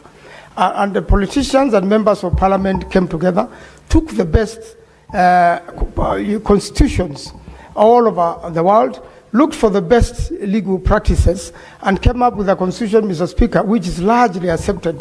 And after elections now, people are able to move on. I wish also other nations can pick from the example of Kenya. The way Honorable Raila Odinga has behaved, the way he's able to move on after an election. I think many nations don't know how to move on after an election gone wrong. He was able to bring the country together, bring peace to a country. Let me know in the comment section if you think this parliamentarian was spot on at this critical time in African history, as the global partners are observing this very closely, and the IPU should step up to the plate and take responsibility. The African Union, to an extent, to be an organization, according to the parliamentarian, that should not be congratulating its friends. It is important at this time. We are no longer in the 1980s. African officials and citizens, experts, global analysts, Africans in the diaspora, Africans within the continent are paying closer attention like never before seen. Like we've always said, if the Russian-Ukrainian war have not woken up the continent of Africa, if the pandemic has not woken up the continent of Africa, if the continent of Africa has not woken up to think that the African Growth and Opportunity Act is finished, that the continent must go inward and revive the African continental free trade area, then we don't know what we are doing at this stage. The parliamentarian was spot on in my own perspective. Leave me a comment and let me know what you think, if this parliamentarian's own message is clear and should grow across the board in the continent of Africa at this critical time in Africa's own history, where we are hearing the Sahelian countries talking about sovereignty, and we hear Nigerians stumbling, talking about its sovereignty, but it has an internal issue that needs to be dealt with. More importantly, African nations should revive their global perspective and, more importantly, strengthen their internal challenges. I will be looking forward to meeting you soon in our next episode. Smash the like button and have a good day. Bye-bye.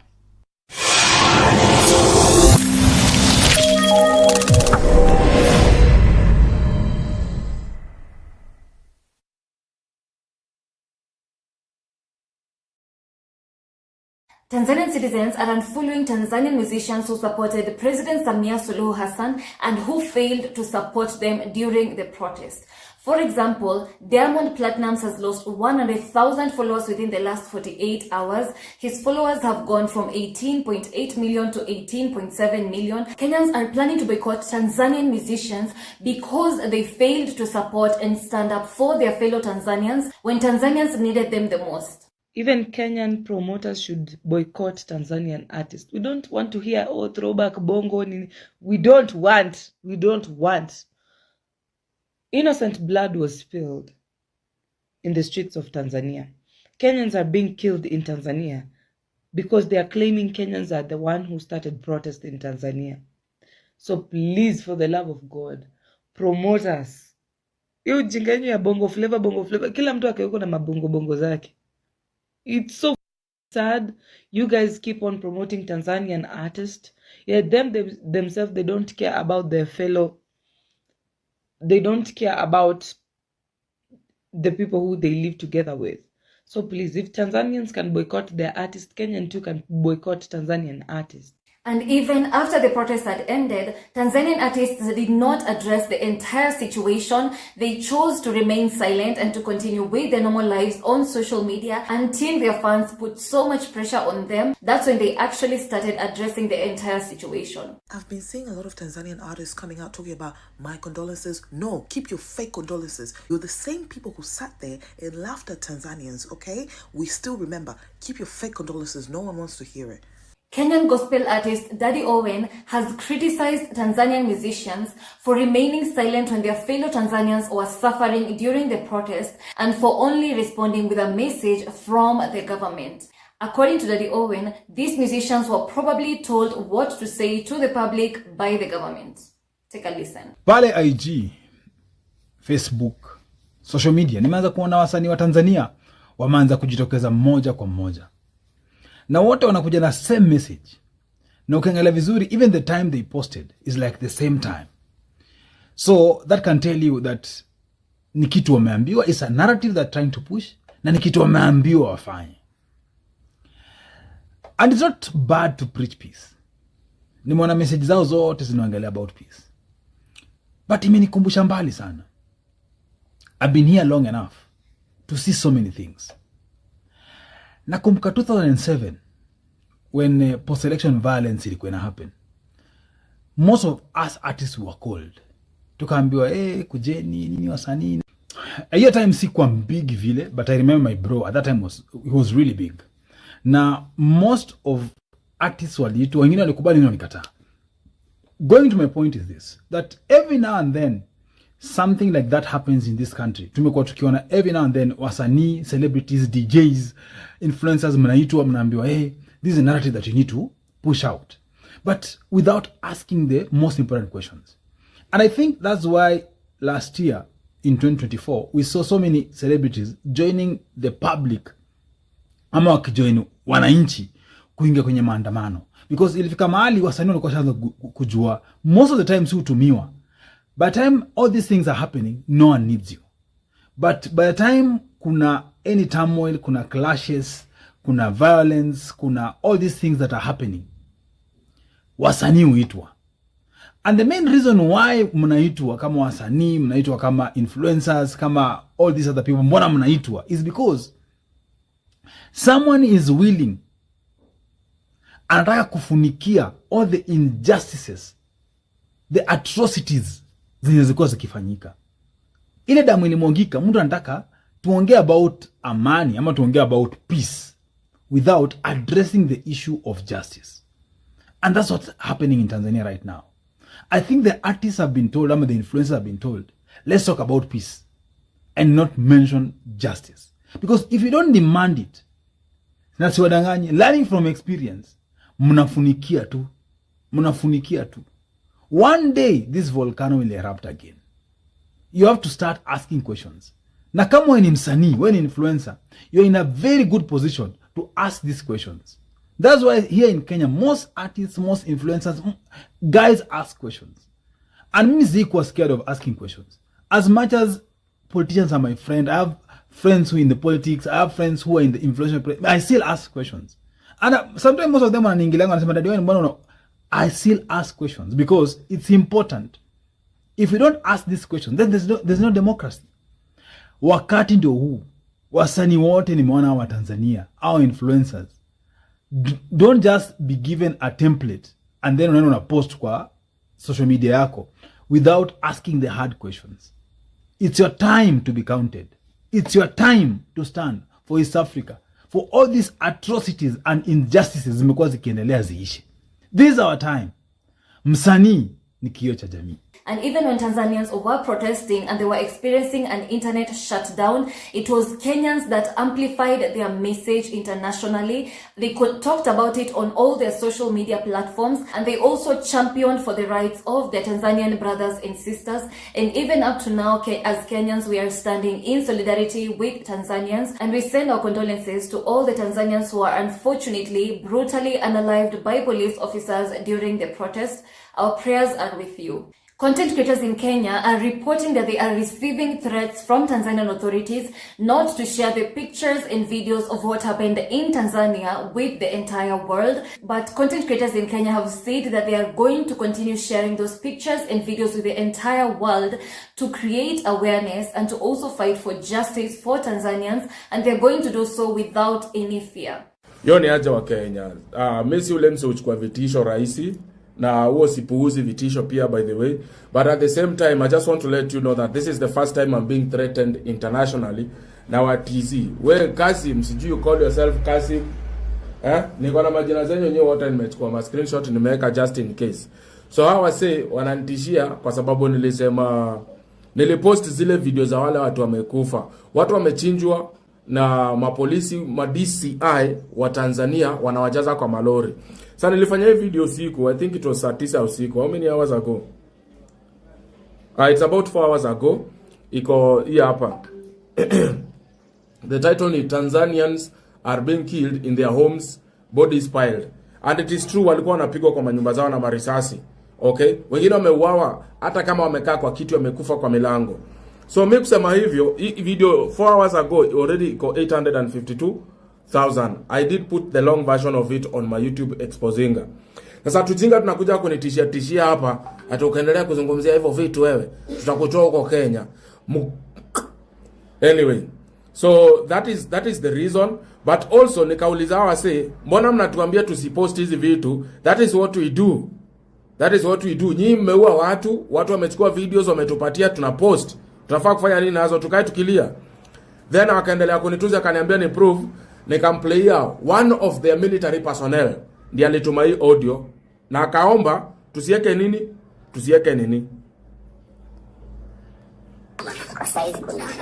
Akasema kama hiyo utaiweka, unaweza kaangalia namna kuibadili kama iweke ni maandishi, lakini kwamba kwa Tunduma kwa saizi kuna